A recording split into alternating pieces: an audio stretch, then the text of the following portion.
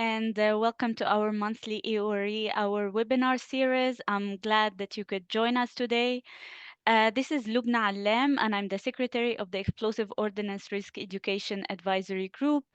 So for those who are joining us for the first time, the EORE Our Webinar Series is an initiative that was launched by the EORE Advisory Group around and has been going on for almost 4 years now. The webinars take place the last Wednesday of every month, with some exceptions like today. And each EORE Our webinar, we have a host speaker that present on themes and topics that contribute to the enhancement of EORE. We have had over 10 webinars since the start of the series, where EORE and experts in related fields from around the world they present on their projects, expertise, innovations, and also exchange of knowledge. So through this platform, we strive that the EORE community stays up to date with the latest knowledge and tools in the sector, that they are shaping the present and the future of risk education. So for those who would like to review past webinars, you can check the recordings online on the EORE channel on YouTube. And I shared with you all the key links in the chat. And if you yourself wish to host a webinar with us this year, please get in touch with me. And I also have my email in the chat. So today's webinar is on introducing the Social and Behavior Change Communication Toolkit for EORE, and with my colleague, Ms. Celine Cheng. She's EORE advisor at GICHD. We will deep dive into the how, the why, and the what of the SBCC Toolkit. Last December, the GICHD launched this toolkit for EORE, and it's designed to help EORE practitioners systematically integrate SBCC approaches into their projects. So we will discuss together practical insights into how to use the toolkit effectively into your own context. And I please ask you to answer the poll on the screen. I believe it appears on the right side of your screen. If you could please answer it, because we need that to launch our presentation today. So today's webinar will be around 1 hour, and we'll have time for Q&A at the end of the presentation. So please feel free to leave your questions in the chat as we go, and I'll send them to the presenter. And following our presentation, there is going to be a 15-minute networking circle to give you the chance to make connections with other risk education professionals. So we hope that you will have the time to stick around for this part. So just before we start and I take much of your time, just some key logistical notes. Kindly keep your mics muted during the presentation, and I invite you to submit your questions directly into the chat. And in case of any technical issues, send me a private message on the chat or contact me via email. So without further ado, Celine, over to you, and I'll stop sharing my screen.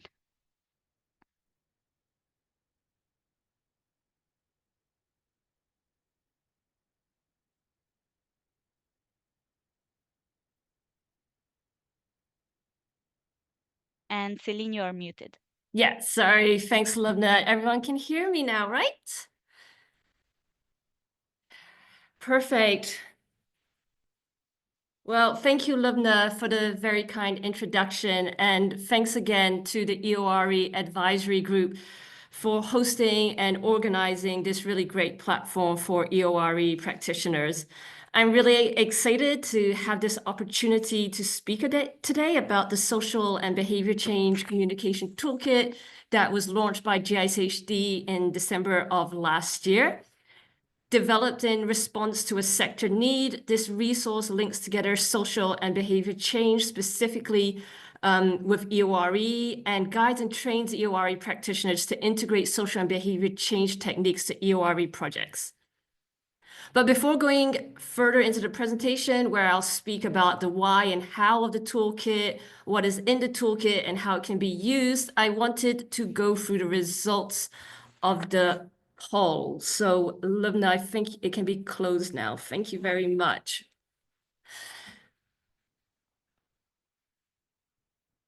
So I'm super glad to see that 16% have downloaded the toolkit, 16% have downloaded and used the toolkit, and sadly for me, 68% have not downloaded the toolkit yet. But let's explain what I would like to try and do with this poll.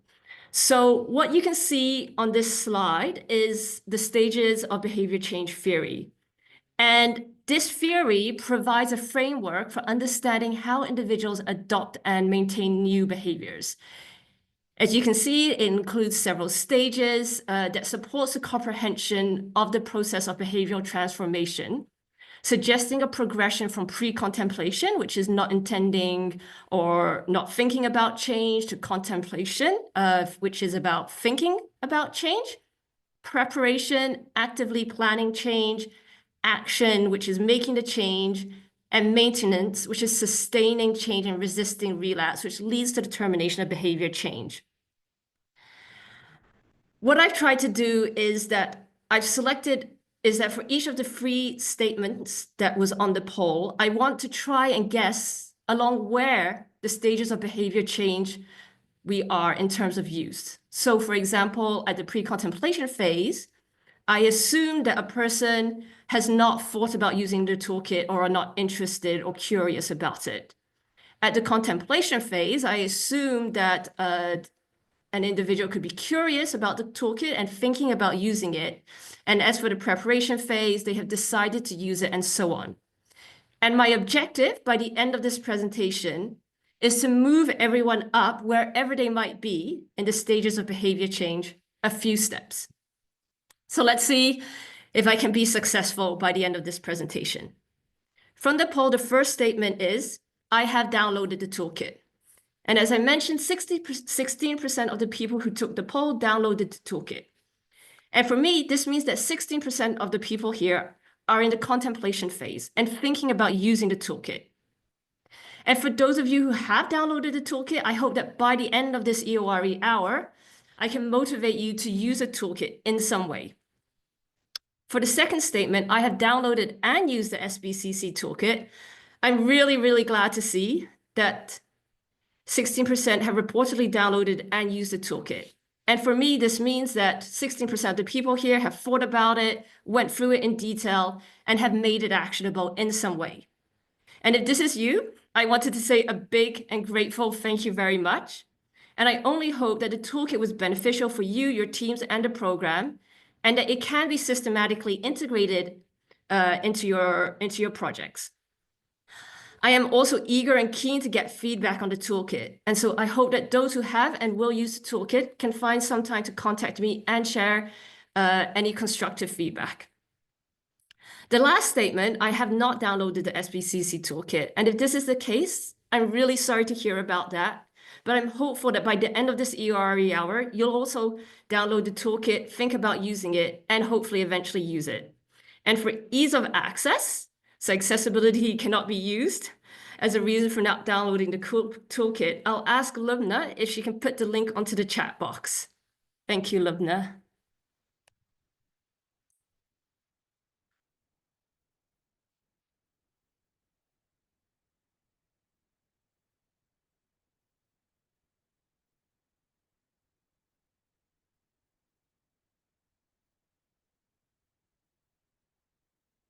So I wanted to start a bit about talking about why this toolkit was developed. And as many of you are aware, the EORE sector is not static. And in recent years, there has been a huge momentum to professionalize the EORE sector. And this toolkit comes about as part of this momentum. In my view, there have been about 3 major turning points for the EORE sector that resulted in the introduction of SBC to the sector. And the first turning point was a progressive realization that sharing messages was not always changing behaviors. In certain cases, it might have changed behavior. So for example, if we shared a safety message with an unaware or misinformed target group, they could have adopted safer behavior as a result of an EORE message delivered. However, it was also very difficult to prove this. There was also the challenge of other target groups, such as the reckless or the forced and intentional groups, who were already fully aware of the dangers of explosive ordnance and would not necessarily change their behavior as a result of an EORE message. Then the second turning point was a push to show evidence that EORE was able to motivate and sustain behavior change. And as a result of this push, I think we saw a lot of strengthening of pre and post tests as well as CAP surveys, although these were still very much focused on knowledge increase and retention. And a social and behavior change approach could help the sector to better capture behavior change. The third turning point was the growing awareness of the social and behavior change approach and the realization that this approach made perfect sense and was in perfect harmony with the EORE sector. Social and behavior change, which is based on the social and behavioral sciences and shares many of the same values of EORE, such as participation, co-creation, and partnerships, made perfect sense to adopt and integrate into EORE projects to create, support, and maintain behavior change. And although social and behavior change is not new as an approach, it's been used in many other humanitarian and development sectors, it was new for the EORE sector, and there was hardly any guidance on how to integrate social and behavior change into EORE projects. And so this toolkit was created to close that gap by providing the EORE sector a guidance specifically linking SBC into EORE.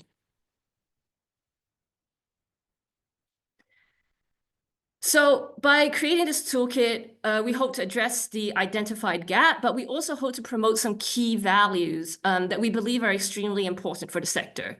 And the first key value is continuous learning. The EORE sector has evolved significantly, and this is a result of continuous learning and desire to always improve. And by learning more about social and behavior change, how we can integrate it into EORE, we can further professionalize the sector and make it even more effective than it already is. The toolkit also has an objective to promote an innovative methodology to overcome challenges in EORE. And so I hope as many of you will agree, innovation is not just about technology, but looking at how innovative approaches can be used. And as a relatively new concept to EORE, social and behavior change can be seen as an innovative approach to respond to behavior change challenges. And that brings me to the next point about accountability. The toolkit hopes that by using a social and behavior change approach, we can improve our accountability to donors and the communities that we seek to work with by promoting evidence-based techniques for behavior change. And finally, as the basis of SBC is inclusion and participation, which is very similar to EORE. By using an SBC approach, we hope that we can foster even more inclusive EORE activities.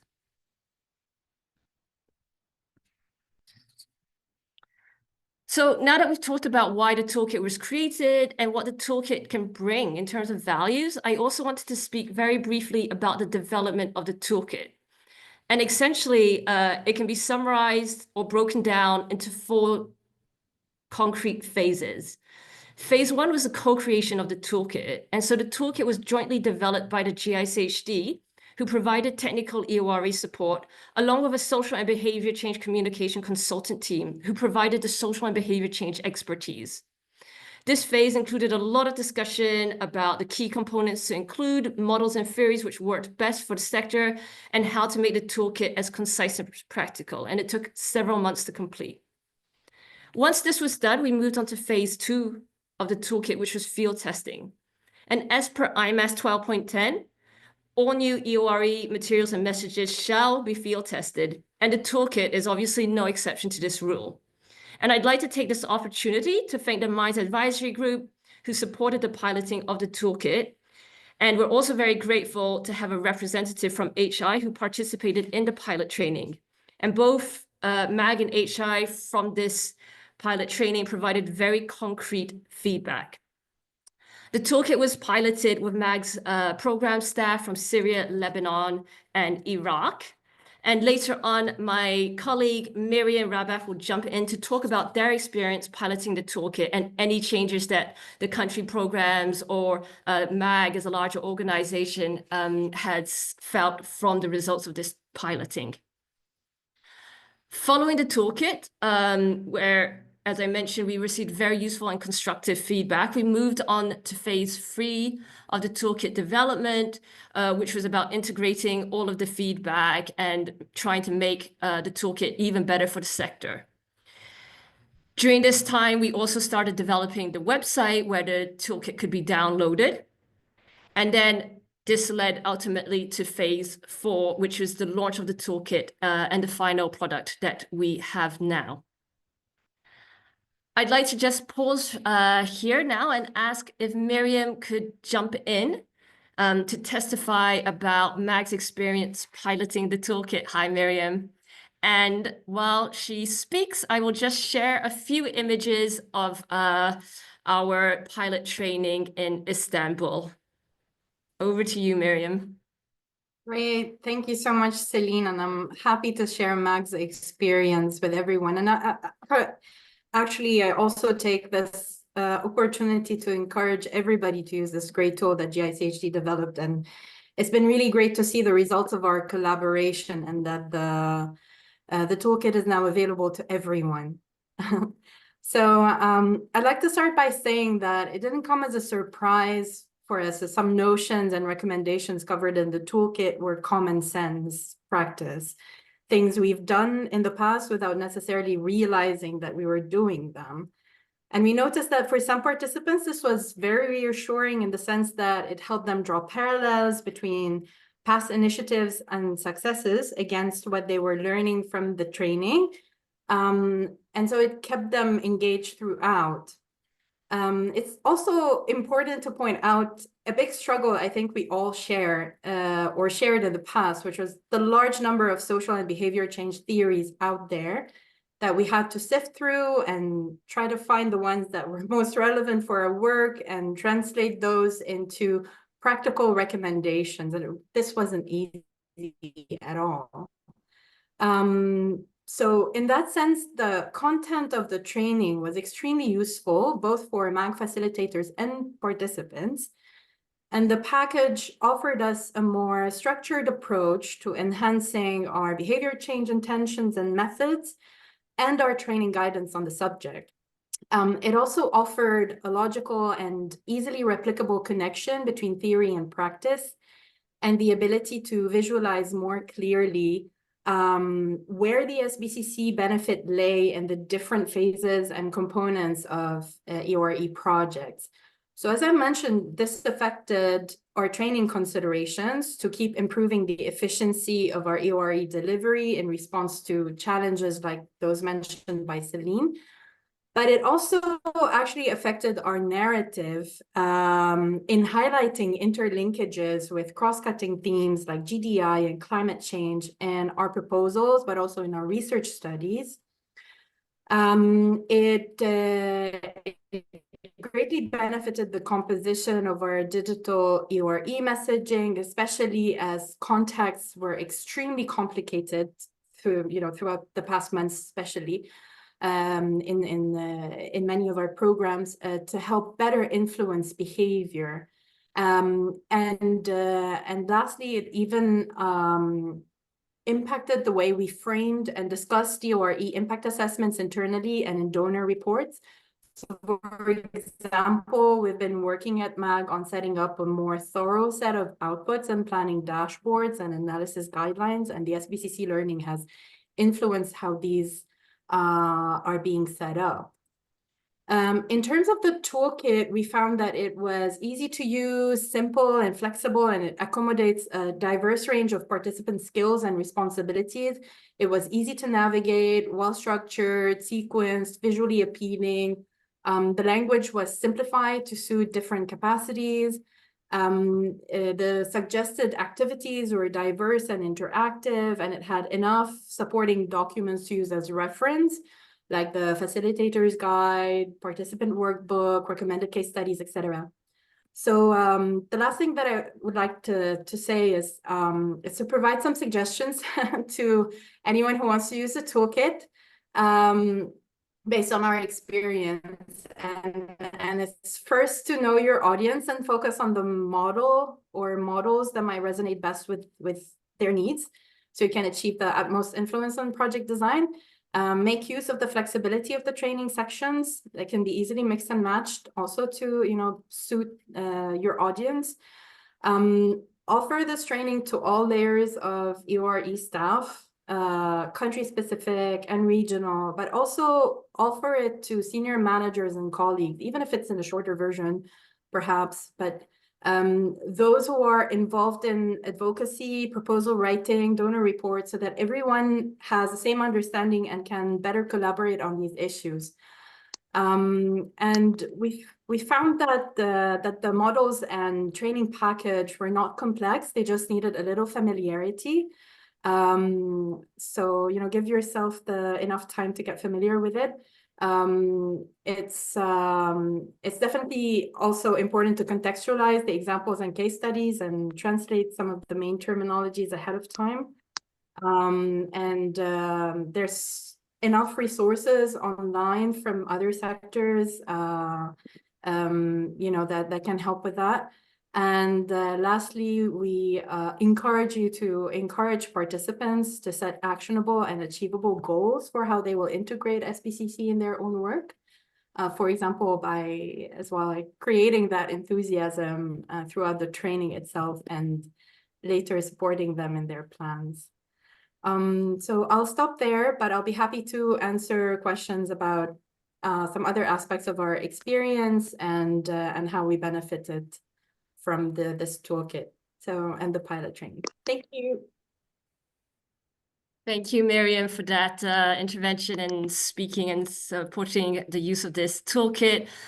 Yes, if you have any questions, either from Myriam or from myself, please add them onto the chat and we'll get to them at the end of this presentation.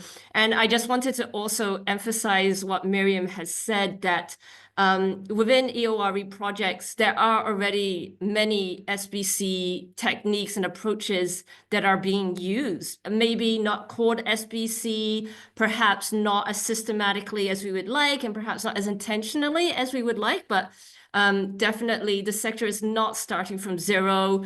We have some basics and they are being used. We just need to elaborate on these approaches and make them more systematic in our projects.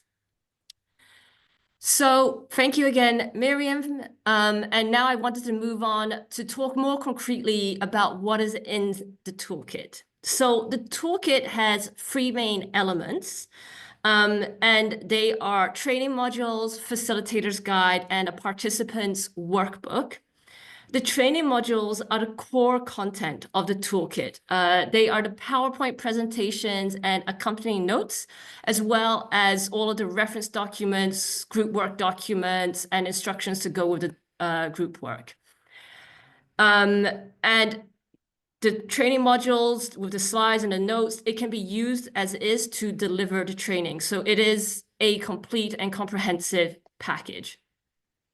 Accompanying the training module is the facilitator's guide, which provides advice on how to organize and structure the training, including examples of any energizers. It has a draft agenda. It makes suggestions on how you can facilitate all of the group work. And this is obviously to be used by the facilitator.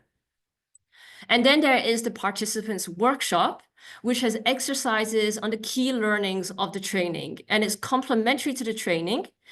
So it's meant to support participants to reflect on the contents of the training, and it can be used as desired by the facilitator.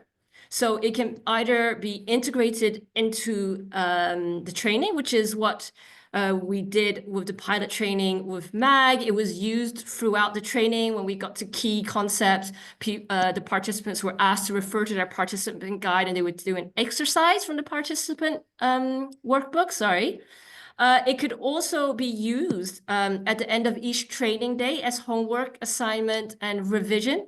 from the key contents of the training. Or it can even be presented at the very end of the training to be used in the final reflections and the assessment of the knowledge.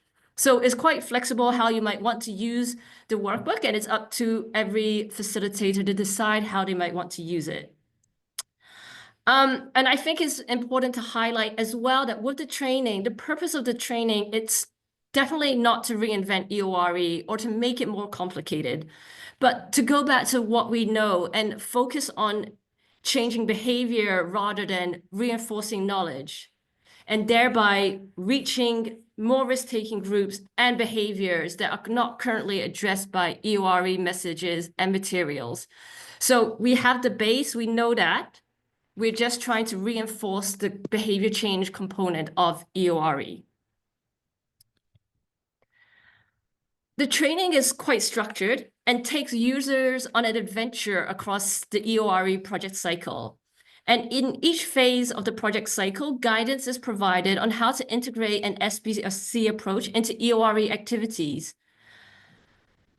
So the first stage of the project cycle, planning analysis, this module looks into how we can conduct formative research to improve understanding of the determinants or the barriers and enablers of behavior change. In the design stage, it explores how we can design EORE messages and materials using our understanding of the determinants. It also introduces specific techniques that have been used in SBC before, such as audience segmentation and the messaging house. So it's taking different techniques and looking at how we can use it for EORE. During the implementation, participants of the training will develop an implementation plan using SBC Lens. And for the monitoring and evaluation, participants develop a results framework and practice developing behavior change orientated indicators to monitor and evaluate the progress of the EORE project.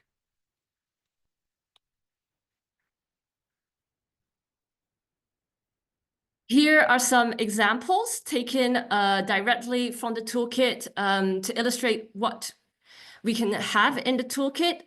So there are 6 training modules. The first and last modules of the training are introductory and closing modules. In module 2 of the toolkit, participants are introduced to 4 different models and theories of SBC. They are the behavior drivers model, the socio-ecological model, the stages of behavior change that we've already seen, and the stages of innovation theory. The models and theories have been selected based on their ease of understanding, applicability to EORE, and indeed, some of these have already been used by other EORE practitioners in their own projects. Module 3 provides guidance on what to research for social and behavior change. Specifically, it looks at the kind of questions you might ask to understand further the determinants of behavior change. So rather than focusing on the typical questions we might have asked in previous EORE projects, like how did the accident happen, why did it happen, who did it happen to, which are still very important questions, but the questions that we know the EORE sector knows how to ask, the toolkit focuses on focusing and researching on the determinants of behavior change and then analyzing this information to understand how can we frame EORE messages to motivate behavior change.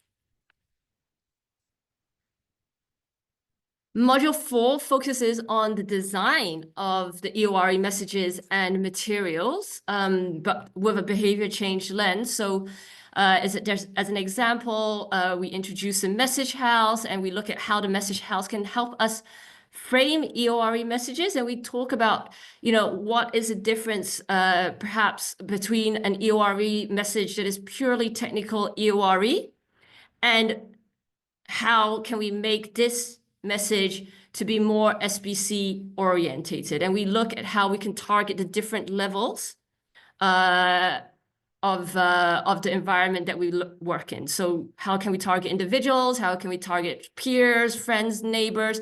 How can we target higher governmental levels? How can we target organizations and community level? And then module 5 it focuses on implementation and monitoring and evaluation of the project. And so in this module, a theory of change is introduced and completed by participants, and then a results framework is created to monitor and evaluate the EORE project. And the idea is to focus here and go beyond knowledge and to actually develop indicators that could measure behavior change. And as I mentioned, and as Myriam mentioned, SBC has been used in EORE before.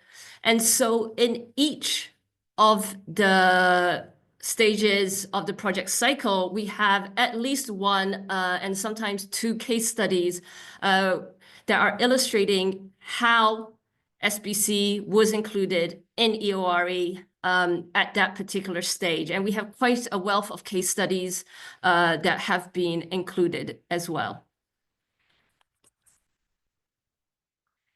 Some of you, if you have completed the introductory and advanced e-learning of the GICHD, will be familiar with the scenario. The training is meant to be as practical as possible. So participants are put in the position of an EORE project manager for the fictional organization One People working in the fictional country of Neki, which is recovering from a past conflict, but also in the midst of an active conflict. And in the role as an EORE project manager, participants of the training will travel through the EORE project cycle to develop an SBC-orientated EORE project to protect the population of Neki from explosive ordnance, including IEDs.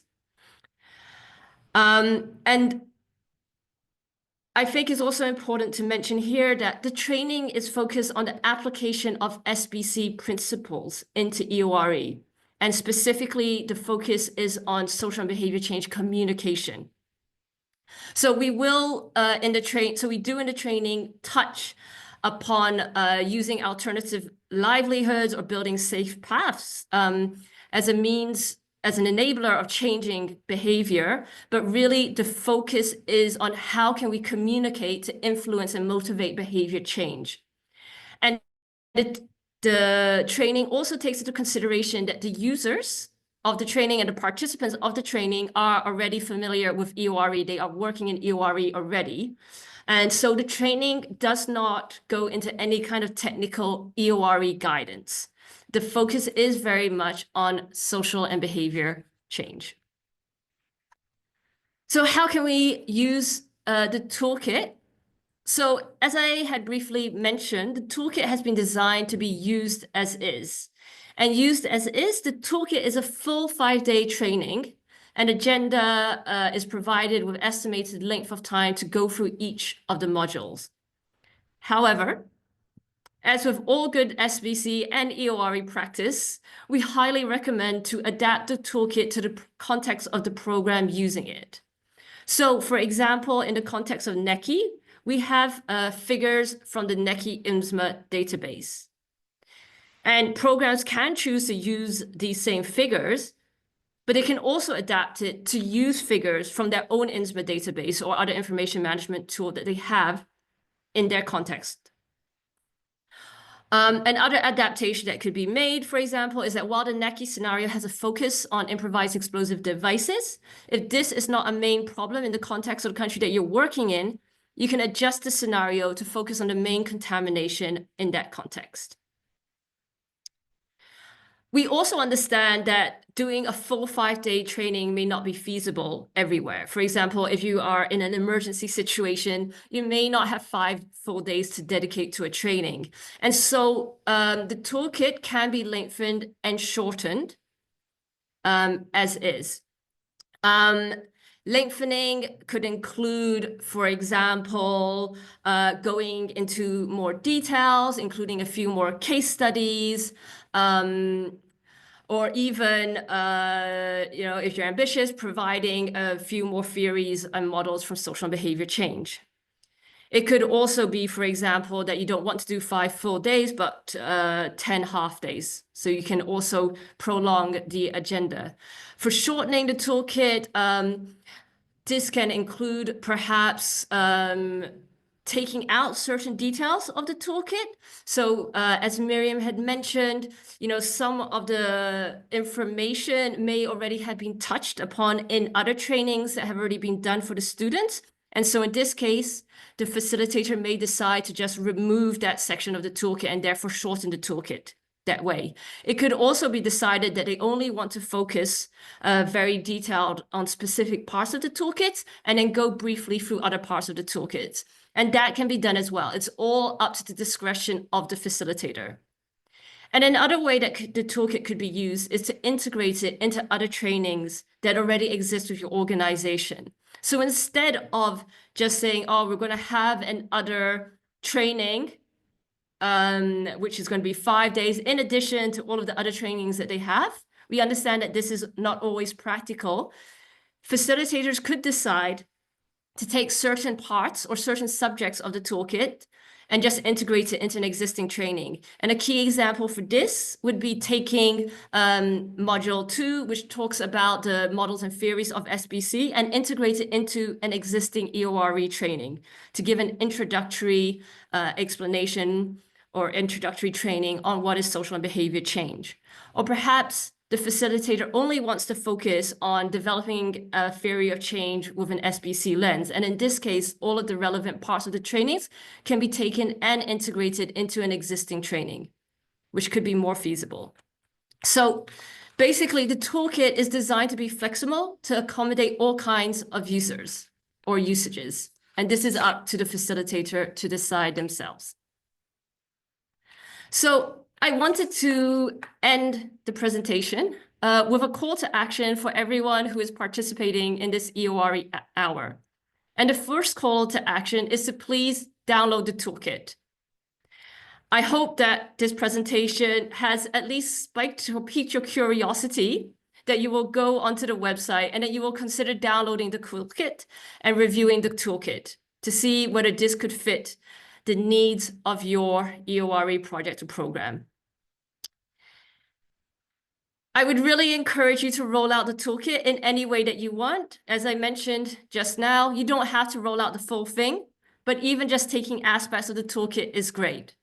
And if you do manage to roll out the toolkit, I would be really, really grateful to provide, if I could have any feedback, negative or positive, on the toolkit. Because the toolkit, it is a living document. And so over the next few years, as long as it remains relevant, the GICHD will be going through the toolkit on a regular basis to integrate any feedback that we might have and continue to make the toolkit practical, concise, and useful for the sector. So with this, I just wanted to say thank you very much. Make yourself an EORE superhero and download the toolkit. The link has been provided to make it as accessible as possible. And of course, I'll leave my email address if anyone wants to reach out directly to me to provide any feedback. So thank you very much for your time, for your attention. If there are any questions, I am happy to answer them. I think we already have one question in the chat, which is there a report for the pilot? So a report from the pilot was done, but it's quite a practical report. Basically about like what participants thought of the pilot, any recommendations that they have for future trainings, what would they change about it. So a very work level report. And so it was obviously shared with the facilitators and the GICHD, but we don't have a public report that's open.